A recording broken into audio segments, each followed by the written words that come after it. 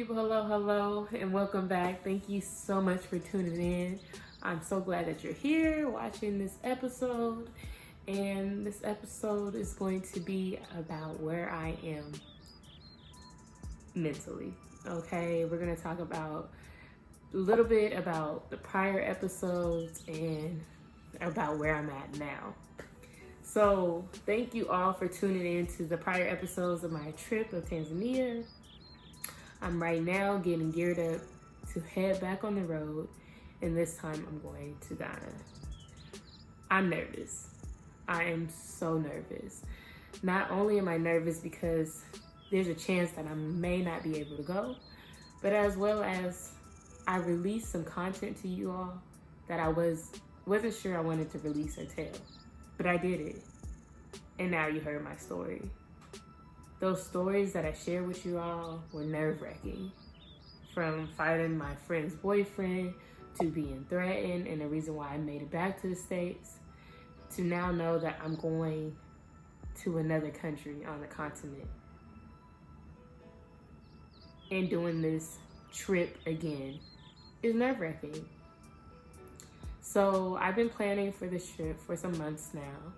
And I booked up a hotel, got my plane ticket, and was going through the visa process because you need a visa to go to Ghana.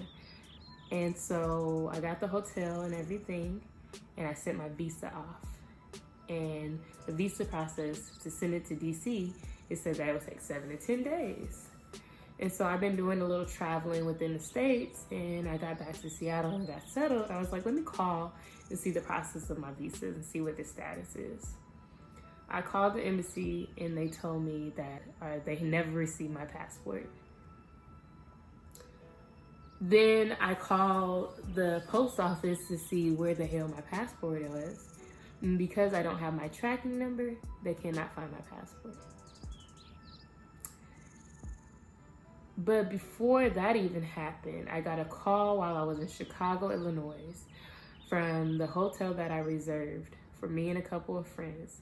And they told me that they had to cancel my reservation because the roof collapsed at the hotel. So I'm unsure if this is a sign. So with me telling you guys all about what I went through when I was in Tanzania to now going through what I'm going through preparing for Ghana, I'm not sure if these are signs. I'm not sure if I'm going against the grain and not listening to my intuition. I'm not sure if this is God's telling me, Geneva, sit down, you don't need to go. I don't know. But what I do know is that my heart is telling me to. My heart is crying and saying, Geneva, you need to make this happen. So I believe that I'm supposed to be going. But at the same time, I'm nervous. And I'm also nervous because what happened last year? So I'm sitting here with my feelings and I'm sitting here with my emotions, trying to understand them.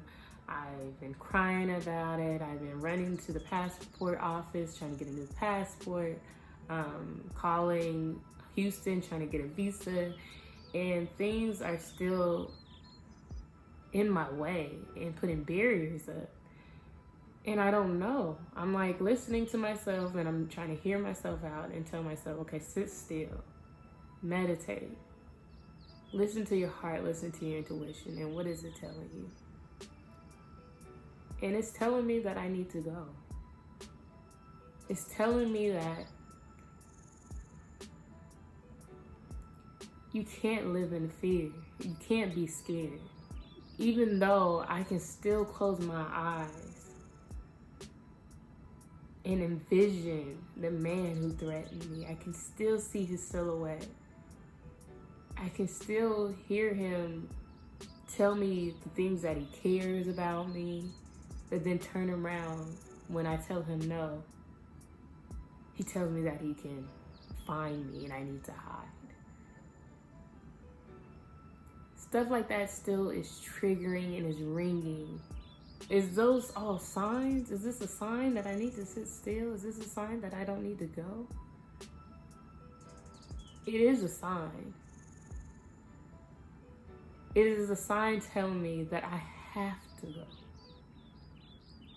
That the reason why this distance is being created in between me is because nothing is easy. Nothing is easy. When you want something and there's a bigger blessing behind a wall, you have to break that wall down. And if you can't break it, you gotta climb over it. And if you can't climb over it, you gotta move around it. But you gotta figure it out. That is what my ancestors did.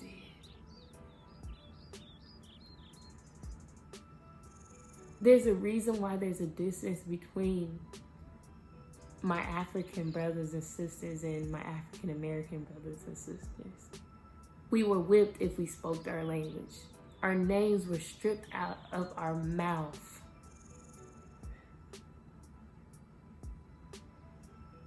I'm channeling energies, revisiting the country that my ancestors were birthed from. And those energies are going to be shifted. And I'm not going to let a man who has not faced his own childhood traumas deter me away from my passion and my purpose.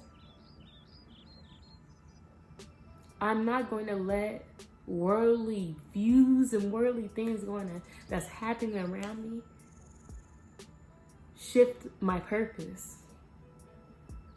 I'm going. And I'm going to make it happen. There's no way about. There's no ands, ifs, and buts. It's going to happen. I will figure it out, and I believe it, and I know my ancestors got me. From the whips on their backs, from the hanging from the trees, from the chains on their ankles, they got me. In this childhood trauma that is entraced in our veins and our DNAs, I know there's a reason why I go through what I'm going through. Because I'm a healer. I speak affirmations and motivation and inspiration to those in myself. To my brothers and sisters, we gotta do better. We gotta love on each other. Because we have to. There's no choice but to. I love my brother who threatened me. And I don't love him because he threatened me. I love him because he's my brother. And he hasn't faced that anger in him. He hasn't faced it. And it's important that we all face those demons. It's important that we all face those childhood traumas. It's important to sit back and understand where that trauma comes from. It's in our womb. It's been cycled over for years. The lashes on our father's backs is lashes under our thick skin. Okay? I forgive the man who hit me. I forgive the man who threatened me. But it's important to me to share these stories, to move forward and to educate and to understand for myself. And to know I am not a victim, I am a survivor.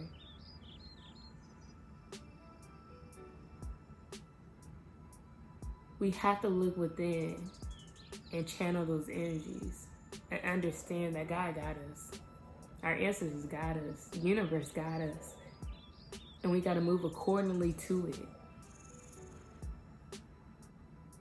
And I believe nothing worth having will be easy. It will be easy. And so I'm sitting here enjoying this journey and this process. I'm sitting with my tears and understanding why I'm crying. I'm sitting here understanding that the way that man acts towards me is not a reflection on me, but a reflection of his own pain. That's hard to get to, but you have to understand that, and you got to sit with that. I'm a lover, and I'm here to love, and I'm going back home. My motherland is a land that they stripped away from my mother. Africa. Listen, there's a reason why they don't want us to go back. But I'm going back. And together we can heal. Together we can educate. Together we can love. And together we can change this motherfucking narrative. I love you, my brothers and sisters. Stay blessed, prosperous. Kisses, and together we can. I appreciate y'all.